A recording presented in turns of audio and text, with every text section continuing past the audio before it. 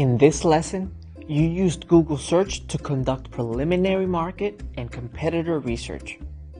You then recorded your findings using Google Docs. The insights gained through your research help you better understand your business, your potential customers, and your competition. Your research notes are also an important first step toward developing a business plan. By researching and learning about your target market, you shape your business plan to best enable you to reach, connect with, and sell to your target market. By identifying your competition and their strengths, you are able to seek competitive advantages and find your business's niche in the market.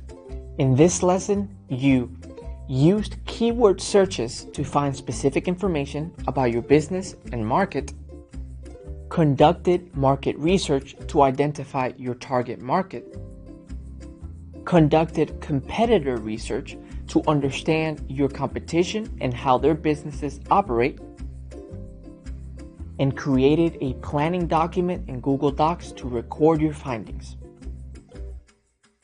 You used text formatting, headings, bullet points, and hyperlinks to organize your research findings.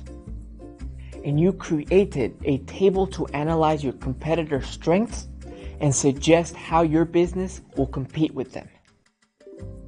You can also contact a SCORE mentor to get personalized advice and insights from experienced business professionals in your area.